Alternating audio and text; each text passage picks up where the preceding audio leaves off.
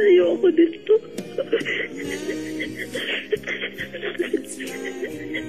At buong tapang na hinarap ang masakit na katotohanan. Hindi ka gumawa ng paraan para maitama yung gusot? Hindi mo siya kayang mawala? Starting today, break na kayo. Alright? Say thank you, say sorry, say goodbye. Ang totoong kwento na minsan nyo nang nasaksihan ay muling matutunghayan sa Papa Jack's True Love Conversations TLC, The Drama Special. Heto ako ngayon, nag-iisa, naglalakbay sa gitna ng dilim. Lagi na lang ako nadarapa. Hello! Oh my God! Ngunit heto, bumabangon pa rin. Chorus. Heto! Maan ba yun? Huwag na nga. Maray na. Thank you. Tingnan natin. Thank you. Huwag kayo pong magkagulo. Tingnan natin kung ano yung score natin sa video. Okay. 85. Thank you. Maray na Oda, Luzon, Visayas, Mindanao. Ang galing ko na Bilocano. Bicolano, ang galing ko na. Ay, maray na Udto, Luzon, Visayas, Mindanao. Hello mundo, hello kalawakan. Kasama mo na po ngayong Webes ng hapon, si Tanya Chinita na naman ng Yes FM Manila. At syempre ang aking partner na naandyan lang po pero hindi nyo nararamdaman. Ako lang nakakaramdam. Si Christine Dera ng Love Radio Manila. Siyempre na magbibigay solusyon, pwede rin namang konsumisyon, isang upuang dramahan, isang upuang iyakan, isang upuang tawanan, at kapag alauna na. Kapag alauna na, drama na. Thank you. Siyempre, ang ating kwento ngayong araw ng Webes, kapwa kabisyo, ay ang buhay ng batang si Fatima. Bata ka pa, pero bobo ka na. Mag-suicide ka na. Yoko lang ako mag-suicide. Oh my God! Ano ba? Si Fatima na 14 anyos na meron pong problema sa kanyang tatay na fornoy. Iranian yung tatay niya. May problema siya. Alamin kung ano yun. At syempre ang ating mga bibida sa araw na ito. Teka, hanapin ko lang. Saan ba yun? Teka lang, hindi ko mahanap. Yun na, nahanap ko na. Mga bibida po ngayon, si Fatima, gaganapan ni Lala Banderas Manila. Si Marivic ay mother po ni Fatima, si Missy Hista Manila. Si Julian, gaganapan po ni Chris Chuper. Si Rajid, ito po yung Iranian. Ay nako, bet ko talaga yung acting dito ni Totoy Bato. Although isang sentence lang. Yan, si Totoy Bato. At mantakin mo naman, oh! Gaganap po si Tanya Chinita bilang... Wala pa. Exage. Bilang Lola Azol. Ay, mga apa. Ang galing ko. Basta abangan yan. Pamatay po pang famas yung pang Oscar Award po yung aking pag-arte dyan. At si Rocky Terra ay gaganap bilang friend. Ay, kaya naman antabayanan na po. Eto na, i-push na natin. Kahit hindi nyo napapakinggan ang boses ni Christine Dera. At least, damahin nyo ang kanyang espiritu. Nandyan lang. I-hashtag mo TLC The Drama Special. Eto na nga po, ang kwento ni Fatima dito sa Papa Jack's True Love Conversations, The Drama Special. TLC. Hello? Hello? Sino to? Si Fatima po. Fatima. Ayon sa aking pananaliksik, ikaw ay 13 taong gulang pa lamang. Di po, 14. Sorry, mali kami. Kasi sabi ko, mali na naman kami. 13 ka ba, 14? 14 po. 14. Pasensya ka na, mali yung typewriter namin dito. About po sa mom ko. Sa mom mo. Wow, Kasi po TLC. Fatima, Anak, Fatima, gumising ka na. Ma, bakit po? Ang sarap-sarap matulog. Nanggigising ka, ma. Ano ka ba, Fatima? Nagrereklamo ka pang bata ka. Anong oras na? Nakabaluktot ka pa riyan. Pasado 6:00 na ng umaga. May pasok ka pa sa school. 7:00 ang start ng klase mo. Oh, ano po bang araw ngayon? At ako pa ang tinanong mo. Biyernes pa lang ngayon. Kaya bumangon ka na at mag-asikaso na at malilate ka na sa klase mo. Naku, kala ko Saturday na po ngayon, ma. Kaya hindi ako bumabangon. Mas makakalimutin ka pa sa akin, kabata-bata mo pa. Sige na, tumayo ka na. Mag-asikaso ka na riyan at kanina pa nakahanda ang almusal mo. Sige po, ma. Maliligo lang po ako. Bilisan mo. Parang pagong ka pa naman kung kumilos. Napakakupad.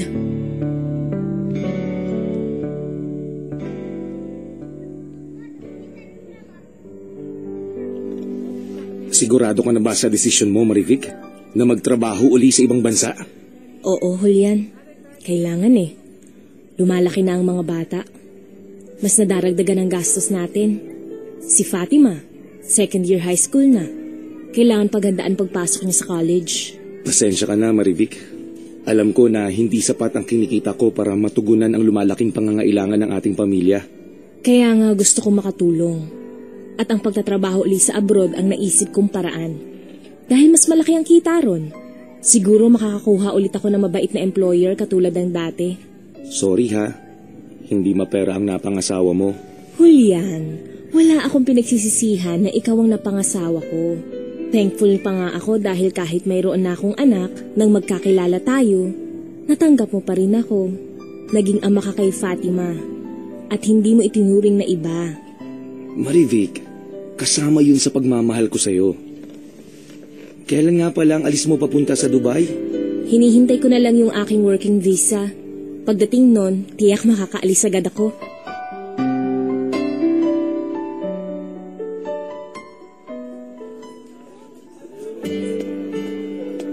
Uy, Fatima, tignan mo tong picture na hawak ko. Di ba? Kamukha ko yung father kong Amerikano. Alam mo, madalas kaming nagchat-chat. Di ko nga akalain nakikilalanin niya ako. At magkakaroon pa kami ng communication. Salamat talaga sa FB dahil nalocate ko rin kung nasaan yung father ko. Ang saya-saya ko nga kapag nagchat kami. Grabe, ang saya-saya ko talaga. Ano ba yan? Alam mo yung plano ko? Kapag graduate na ako ng college, gusto kong makarating sa Amerika para magkita kami ng personal. At sana nga, pumayag siya sa pakiusap ko na dalawin niya ako rito sa Pilipinas. Kasi nga, miss na miss ko nang makasama siya. Oh, bakit natahimik ka riyan? Anong nangyayari sa'yo? Kasi naiinggit lang ako sa'yo, Shirley. Dahil malaya kang nakakausap ng father mo. Okay lang ba sa'yong mama? Oo naman. Sinabi niya sa akin yung buong name ng father ko. Saka kung saan siya nakatira. Kaya madali ako nagkaroon ng communication sa kanya. Eh, bakit ikaw? Di ba, sabi mo, Iranian yung father mo? Oo, pero wala na akong communication sa kanya.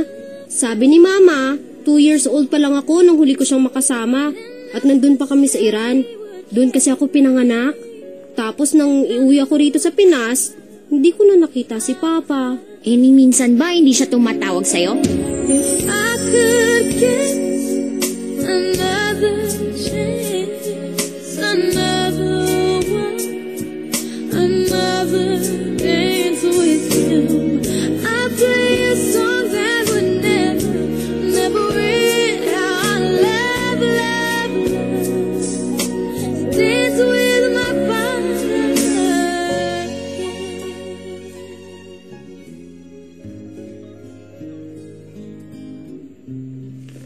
Fatima, Apo, anong nangyayari sa'yo?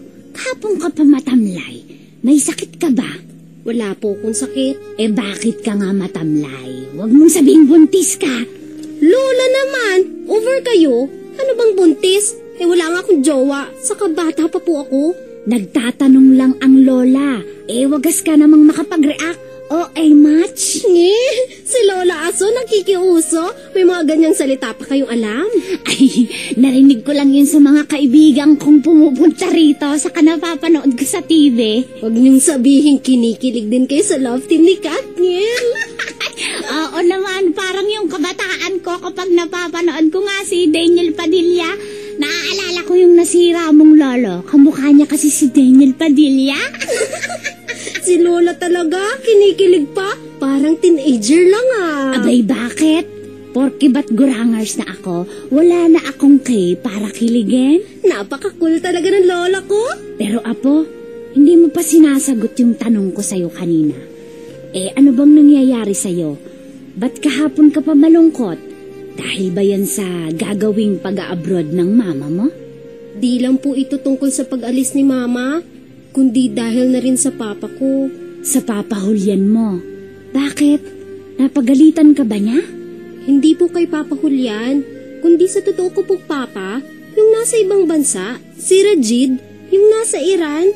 Kasi po lola, bakit ayaw ni mama na magkaroon ako ng communication sa kanya at umiiwas din siyang pag-usapan? Hanggang ngayon po ba galit pa rin si mama sa totoo kong papa?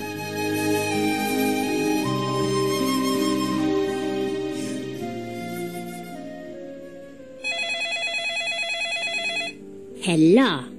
Hello, can I speak to Marivic? What? Si Marivic? Kakausapin mo si Marivic? Yes, I want to talk to her. Juan, who are you ba? Sino ka ba?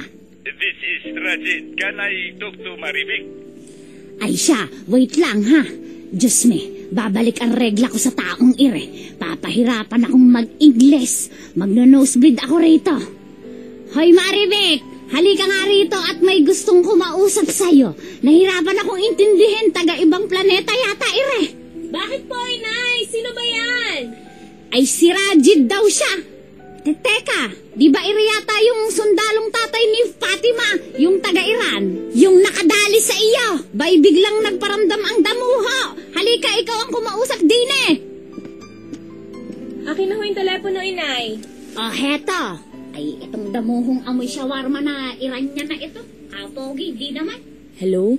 I called up to keep in touch with my daughter. Can I talk to Fatima?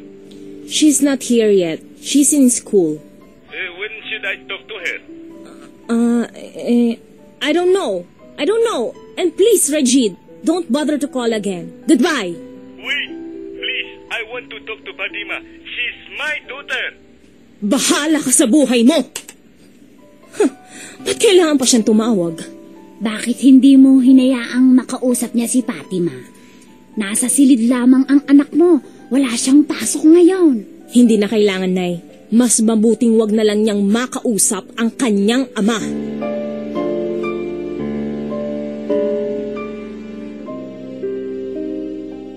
TLC. Tapos po, ayaw po sa amin ipakausap ng mama ko. Ano nga po, sabi ko, syempre po, 14 na po ako. Ano po, alam ko na po yung tama at mali. Tsaka po, tumatawag po siya, pinipigilan po ng mama ko. So kumbaga, ang iyong tatay ay ano din naman, gusto rin makipag-communicate. Po, Ang nanay mo lang yung talagang ayaw. TLC. Narinig ko kanina, nag-long distance ko lang papa kong Iranian. At gusto niya akong makausap. Pero hindi pumayag si mama. Bakit ganun si mama? Ayaw niyang magtanong ako tungkol sa kanya. Ayaw rin niya makausap ko to. Kung may galit man siya, ba't kailangan madamay ako? Ba't niya ako inaalisan ng karapatan na makilala ko ng husto ang totoo kong tatay?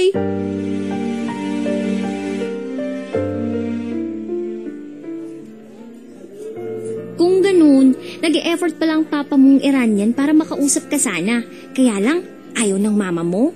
Oo, Shirley. Bakit ayaw niyang magkausap kayo? Di ko alam. Tinatanong mo ba siya? Hindi. Nahihiya akong mag-ask kay mama. Kasi ayaw rin niyang pag-usapan. Siguro hanggang ngayon may galit pa rin siya sa totoo kong papa. Bakit ba sila nagkahiwalay? Ang alam ko, dahil nga magkaiba sila ng paniniwala. Si papa kasi nagkaroon ng higit sa isang asawa. Muslim kasi si papa. Di ba sa Muslim, maaring mag-asawa ng higit sa isa dahil iyon ang kanilang pinaniniwalaan at hindi yun bawal sa kanila? At yun ang dahilan ng paghihiwalay nila. Dahil hindi kaya ng mama mo na may kaagaw siya sa papa mong Iranian. Iyon ang alam ko. Pero di ba ngayon, may bago na ring asawang mama mo? Oo, at mabait si Papa Julian, ang stepdad ko. Masaya si mama sa kanya. Kaya lang, ang di ko maintindihan, ayaw ni mama na magkaroon ako ng communication sa tunay kong papa.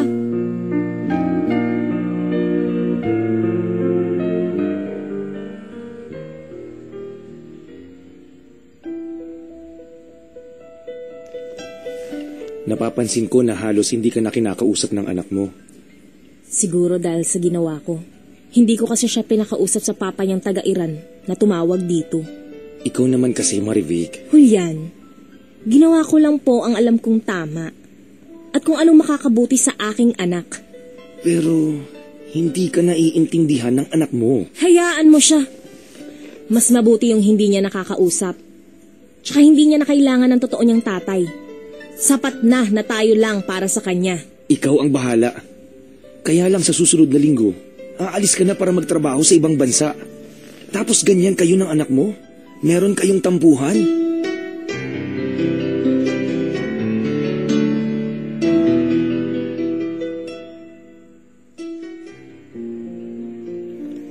Ayoko na pupunta ako ng Dubai na may hinanakit ka sa akin, anak. Kaya gusto kong mag-usap tayo. Ma, hindi ko po kasi kayo maintindihan. Anak, lahat ng ginagawa ko makakabuti para sa'yo. Kaya nga magtatrabaho ako sa ibang bansa. Pero pati ho ba yung ilayo ko sa tatay ko makakabuti sa akin? Bakit, Fatima? Hindi pa ba sapat ang pagiging tatay sa'yo ni Julian? Hindi iba ang trato niya sa'yo. Mahal ka niya na parang tunay na anak. Alam ko po yun, Ma. Pero nais ko ring makilala ng lubusan ang totoo kong ama. Para ano? Dahil yun ang gusto ko. Tatay ko po siya. Ayokong magkaroon ka pa ng kahit anong kaugnayan sa kanya. Hindi na siya importante sa buhay natin. Lumaki ka na wala siya. Napalaki kitang hindi tayo lumalapit sa kanya. Kaya hindi mo na siya kailangan.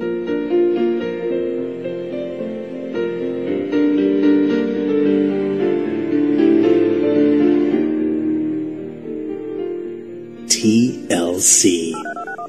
Siguro hindi agad-agad marirealize ng mama mo na kailangan mong at least, kasi nga aware ka dito, makausap yung totoong tatay mo. Kasi tatay mo yun eh.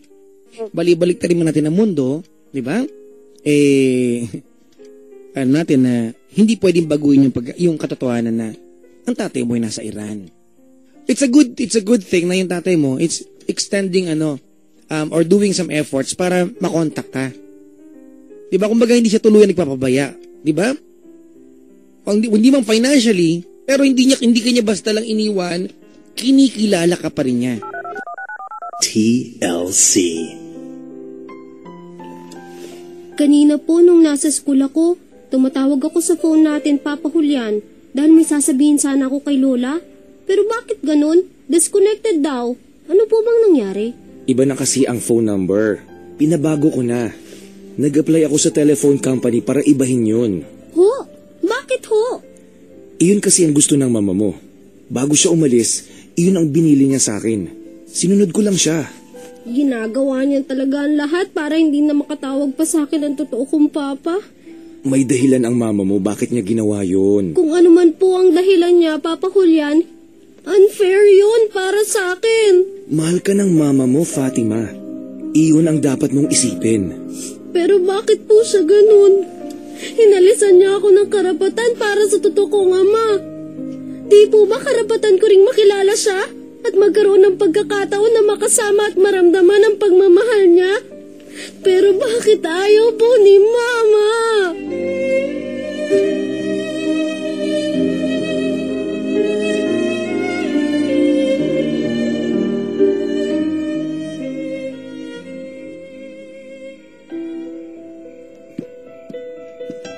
Dumating na ba si Fatima, Julian? Wala pa po siya, Inay Ason. Diyos may yung bata yun. Gabing-gabi na wala pa siya. Pasado 10:00 na nga ho ng gabi, oh.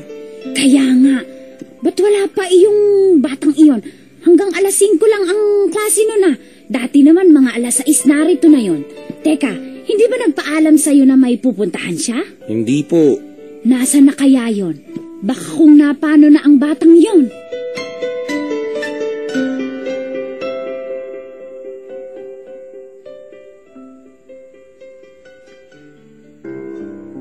Sigurado ka ba, Fatima?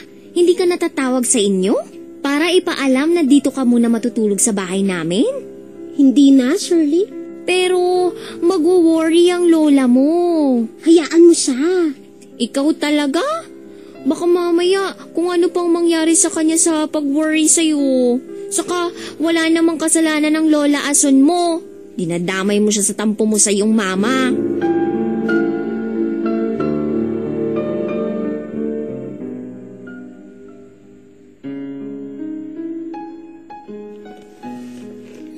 Aray ko, Lola! Tama na po. Ang sakit niyo pong mangurot. At dito pa talaga sa singit ko. Ano po ba naman kayo? Nanggigigil talaga ako sa yung bata ka. Mapapadali ang buhay ko dahil sa'yo. Mapipisti ako ng maaga, Fatima! Di bali po, Lola. Ipapalibing namin kayo. Tapos ako po magme-makeup sa inyo. Ano po bang makeup ang gusto nyo? Yung katulad ng makeup ni Catherine Bernardo. Tumigil ka nga, Fatima. Hindi ako nakikipaglokohan sa'yo. At sumagot ka ng maayos, ha? Lola, nakitulog lang po ako sa bahay ng kaklase ko dahil may ginagawa kaming project. Pero wala kang sinabi sa akin o kahit sa papahulyan mo. Pinag-alala mo kami. Bakit, Fatima? Ano bang nangyayari sa'yo? Dahil ba yan sa tampo mo sa iyong mama? Nagre-rebelde ka? Binibigyan mo ako ng sakit ng ulo. Hindi po, Lola. Nako! Makakarating sa mama mo ang ginawa mong ito. Lumalaki kang pasaway. Matigas na ang iyong ulo.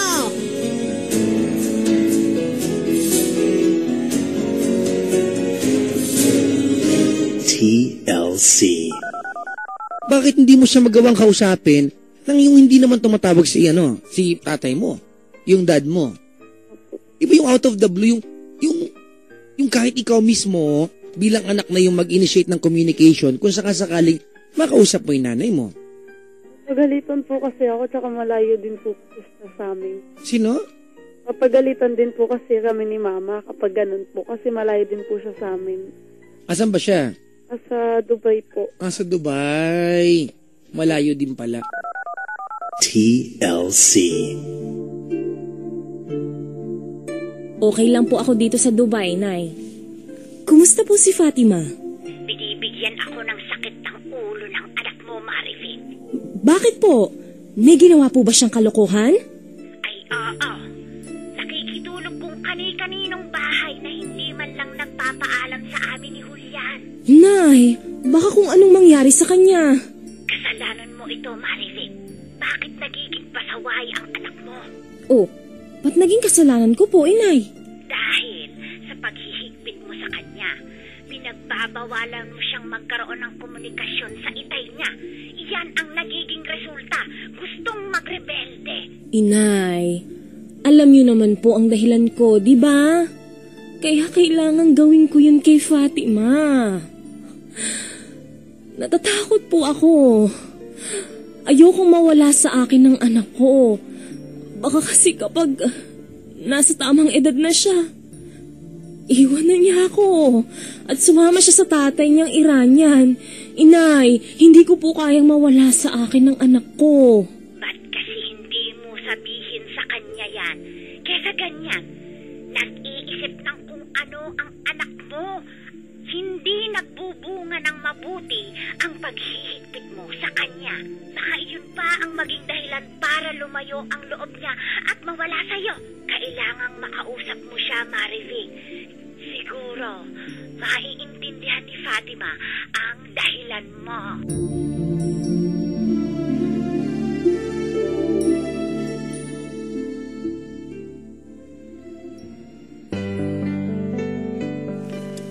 Nagkausap kami ng mama mo, Fatima. Kumusta raw po siya sa Dubai? Okay ang mama mo roon.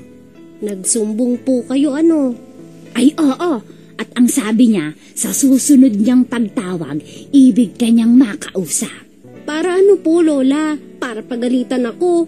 Ay hindi, may importante siyang dapat sabihin sa'yo.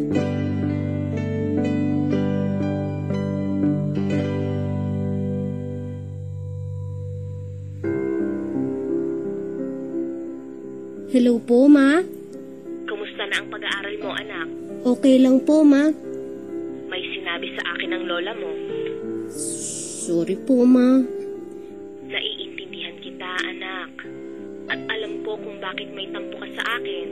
Ma, hindi po siguro masama ang gusto kong mangyari. Oo, anak. At walang mali kung gusto mong makilala ng lubusan ng iyong papa. At magkaroon ng komunikasyon sa kanya. Pero, bakit nang tumawag siya? Ayaw niyong ipakausap ako sa kanya? Gusto ko pong mapalapit sa papa ko.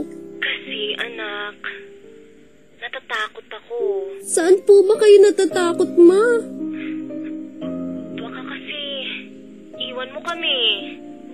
Anak, ayokong magkahiwalay tayo at sumama ka sa iyong ama. Ma, iyon po ba ang dahilan kung bakit pinagbabawalan niyo ako? Anak, dahil nag-aalala ako na kapag nasa tamang edad ka na, maisipan mong iwan kami. Ma, hindi po mangyayari yun. Hindi ko po magagawa yun sa inyo na iwan kayo. Alam ko po kung paano kayo nagsakripisyo para sa akin, kung paano niyo ako minahal. At ginagawa ang lahat para mabigyan ako ng magandang bukas. Lahat po yun pinapahalagaan ko. Pero Ma, ang gusto ko lang po ay makilala ng lubos ng papa ko. Parte siya ng aking pagkatao. Para makilala ko kung sino ba ako. Kaya Ma, huwag niyo pong ipagdamot sa akin ng karapatang yun. At pangako ko po, walang magbabago. Mas gugustuhin ko pa rin makasama kayo. Kayo po nila Papa Julian at si Lola Ason. Dahil kayo ang totoong nagmamahal sa akin. Sa buhay kong ito, tanging pangarap lang ang iyong pagmamahal ay makamtan. Kahit na sandali kita'y mamasdan, ligay ay tila ba walang hanggan. Sana'y di na magising kung nangangarap man din. Kung ang buhay na makulay ang tatahakin. Minsan ay madarapa, minsan din ay luluha. Di ka na maninindig, pagkat sa buhay mo ay may nagmamahal pa rin.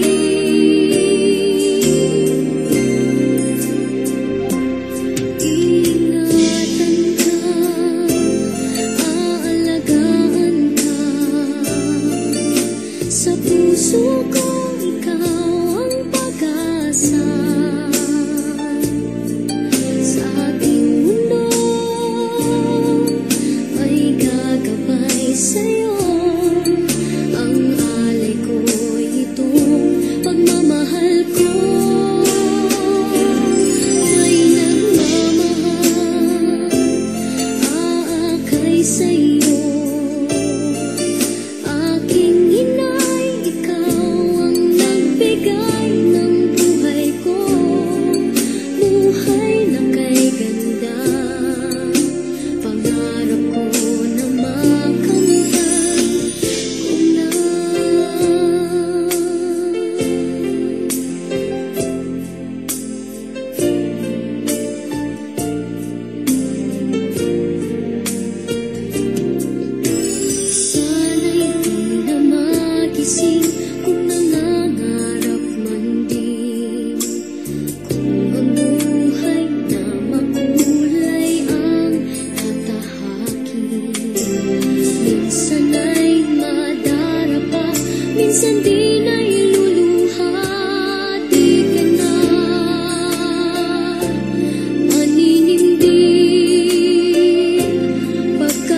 buhay mo ay may nagmamahal pa rin.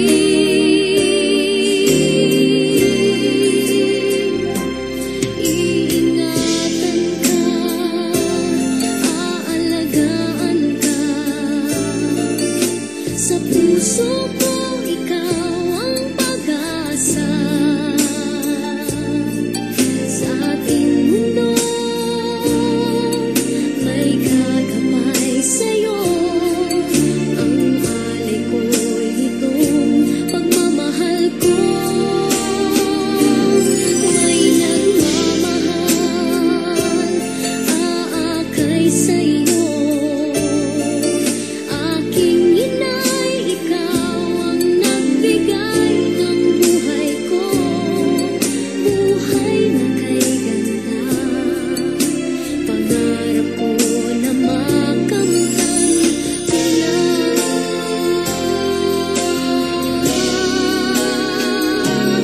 Iingatan ka, aalagaan ka. Sa puso ko ikaw ang pag-asa. Sa ating mundo may gagabay sa'yo. Ang alay ko'y itong pagmamahal ko. May nagmamahal, aakay sa'yo. Aking inay, ikaw ang nagbigay ng buhay ko. Buhay na kay ganda. Pangarap ko na makamtan ko na. Pangarap ko na makamtan ko na.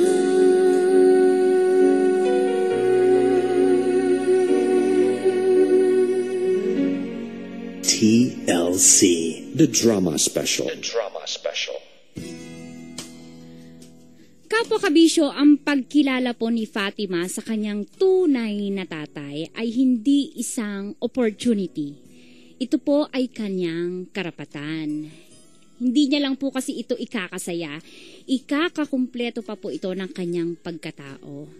At kahit pa subukan na ng nanay ni Fatima at ng stepfather niya na lampasan yung pagmamahal na kayang ibigay ng tunay niyang ama, iba ba din po kasi ang galing yung sariling dugo at laman. Kaya sana wag naman po sanang ipagkait, wag nakawin yung kanyang karapatan bilang anak.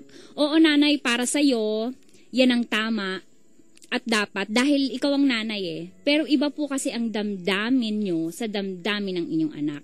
Kaya naman mga magulang, tandaan nyo po, na kayo man po ang nanay at tatay, meron pang mga bagay na hindi po kayo ang makakasolve para sa inyong anak. Minsan, hayaan nyo po sila na magdesisyon. Dahil ang pinakamabuti na matututunan ng anak nyo sa inyo yung pong turuan silang magdesisyon ng para sa kanilang sarili. Turuan silang magsalita ng malaya tungkol sa kanilang nararamdaman dahil dyan po sila magiging kumpletong tao, totoong tao. Diba Mama Cristino, ikaw ba na-experience mo na yung tinuruan ka ng nanay mo na mag-decide para sa sarili mo? Ay, oo, Mama Tanya. Ay, mukhang lola. Ang hirap. Oo, Mama. Sorry. Oo, Mama Tanya. Kaya nga eto, palaboy-laboy ako ngayon. Hinayaan kasi ako ng nanay ko. Ayan tayo har. Hindi ko na distinguish yung lola tsaka Cristindera.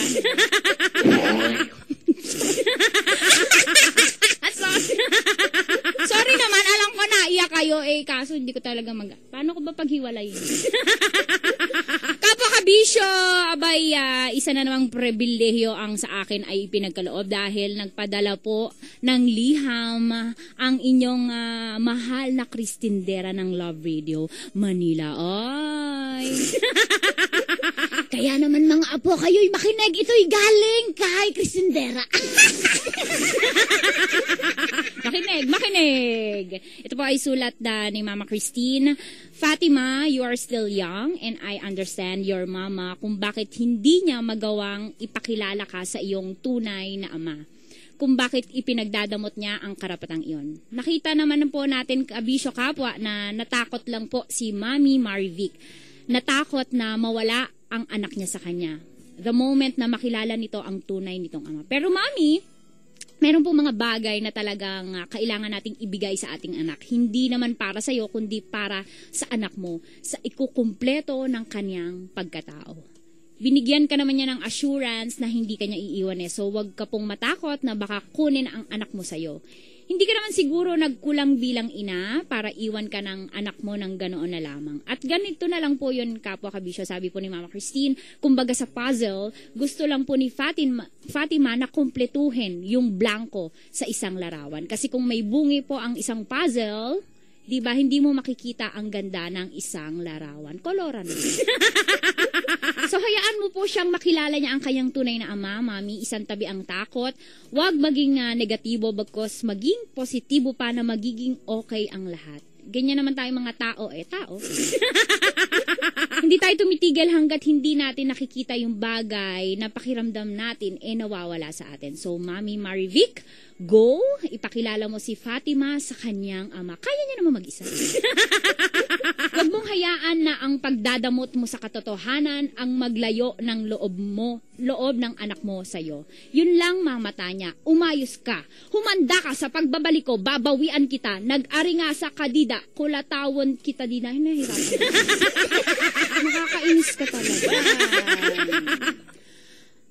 Etong batang si Cristindera, pinagbabantaan tong si Tanya Chinita. Bastos kang bata ka. Lubos na gumagalang Cristindera. Pahalok ako, be. Ayan tayo Har. How's my fourth day of impersonating year? Grade. Send mo, bilisan. Ay, kapwa kabisyo, yun nga, salamat dahil talaga namang nakinig ka sa kwento ni Fatima. Although alam ko, naputol ko po yung inyong momentum dahil dinadaan ko na lang sa tawa ang aking pag-iisa. Bakit ba yan, Itza? Ano ba? Ay, parents, sana po wag madamot na magbigay ng pagkakataong, alam niyo po yun, magdesisyon ang anak niyo para sa sarili. Tingnan niyo po yung kailangan nila para maging mas maayos sila. Hindi po yung kailangan niya para maging maayos ka. Minsan po kasi ang pagte-take ng risk ay nakakabuti. At tandaan niyo po na ang pagpigil na makilala ang tunay na kadugo ay pagpigil na makilala ang tunay na pagkatao, di ba? Sa mga anak naman, pag may gusto kayong iparating sa inyong parents, ay nakaw! Huwag kayong magre-rebelde, mga damuha! Ay, si Lola Kerf pala yun. Ginagaya si Lola. Mga lintik. Minsan kasi, hindi nalalagay gets. Nako, mga anak, makinig kayo, nagsasalita yung witch. Minsan kasi hindi nagegets ng mga nanay nyo, tatay nyo kung bakit kayo nagre-rebelde.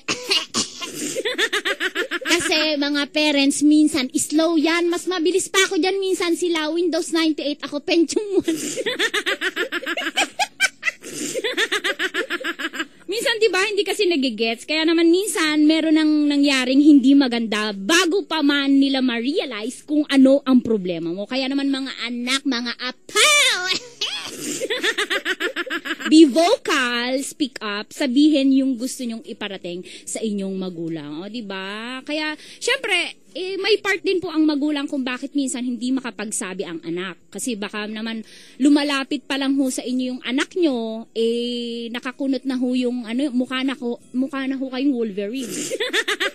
Kaya dapat sana maging approachable din yung mga parents para wala po kaming hesitation na kami ay magsasabi sa inyo. Ano ba talaga ako sinasabihan? Mangkukulam o lola? Hindi ko ma-distinguish.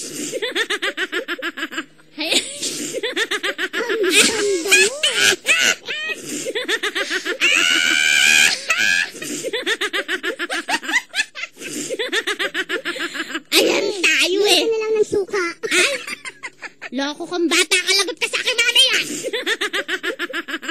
Ayan tayo eh, har-har. Ay, naku.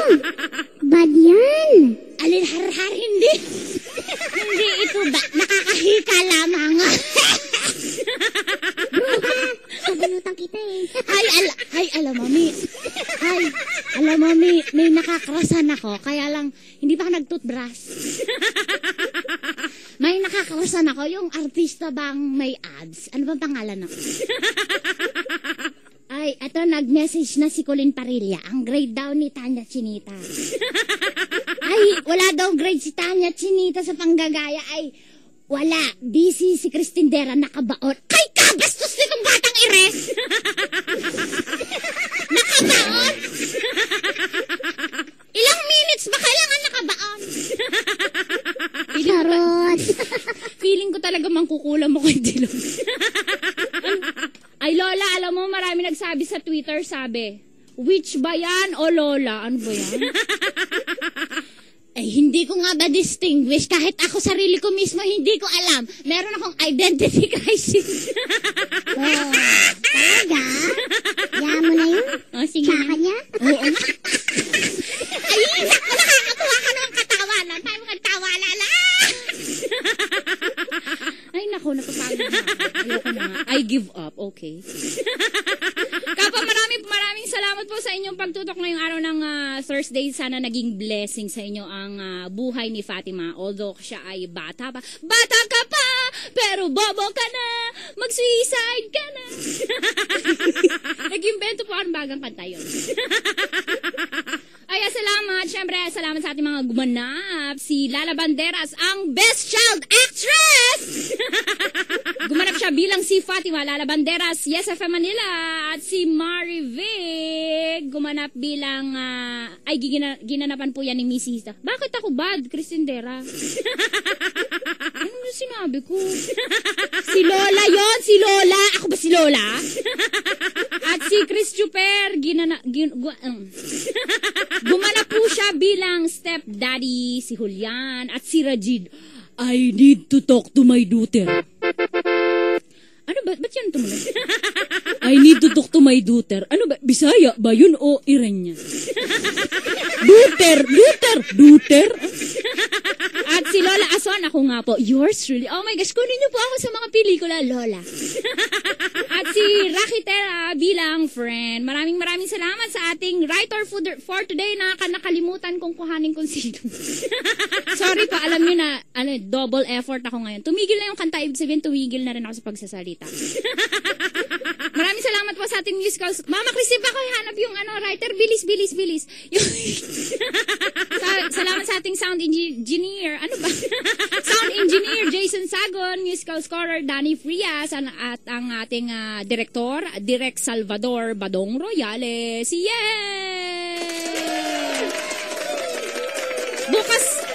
Tama na. Bukas po magkarinigan tayo kapag alauna na, drama na. Nakasama nyo na nga po mula sa Yes FM Manila. Ako po, si Tanya Chinita at ang aking partner na nararamdaman nyo lang pero hindi nagsasalita. Si Christine Dera ng Love Radio Manila na magbibigay solusyon. Pwede rin namang konsumisyon. Isang upo ang dramahan, iyakan at tawanan. At kapag alauna na, teka lang, hindi ko pa napipindot, di pa ready. Drama na. Bye-bye. Bye-bye. TLC. The Drama Special.